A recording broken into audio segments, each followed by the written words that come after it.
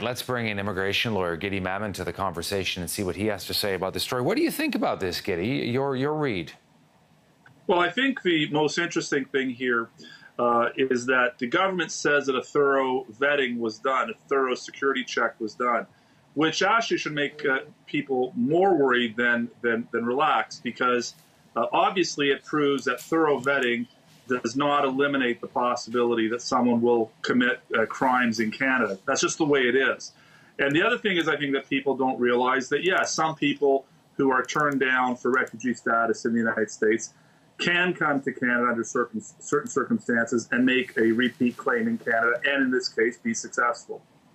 There's something else, too. I mean, this man was investigated 2 years ago by the RCMP for allegedly promoting extremist views. And how does that sort of factor into this, Guidy?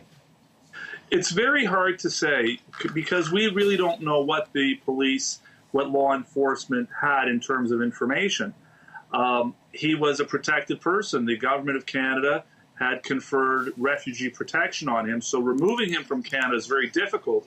And again, we're a laws-based system, so unless somebody commits a crime, we really don't have the basis really to do much about it. Anybody can do something crazy like this, and it's very difficult to know who will in fact do something and who will not. Maybe you can clarify for us in layman's terms, Guidy, because this is your line of work. I mean, how was he even able to claim refugee status in Canada when he had been detained in the United States and a judge had ordered him deported to Somalia?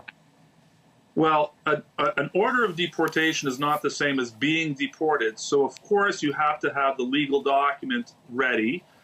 He was under deportation but ordered released pending the deportation. And we do the same thing here. What happened in this case, he was supposed to show up for his deportation to Somalia, and he simply did not show up. And I think Canadians also have to understand that that happens here also. Many people make refugee claims. Not everybody gets accepted.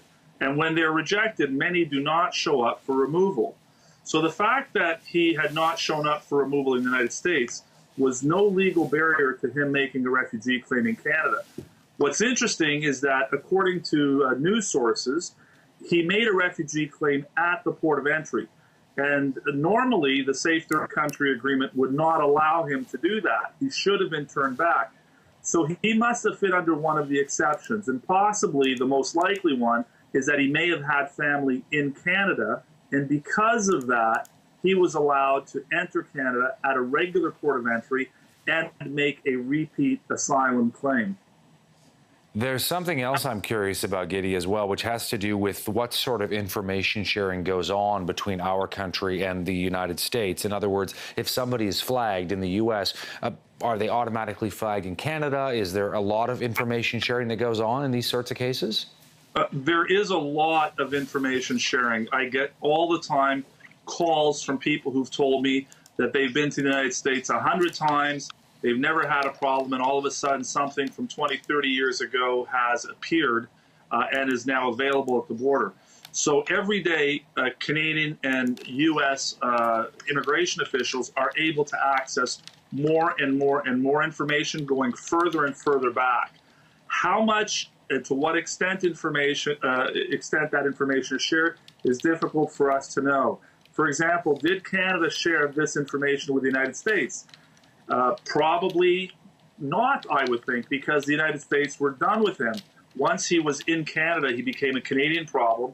And once he was awarded Canadian status as a refugee, it was unlikely that he would return to the United States. So they wouldn't have had the need for that information, but it's possible that it was shared. Guidy, great to have you on today. Thanks for giving us some of your expertise on this. Thank you for having me.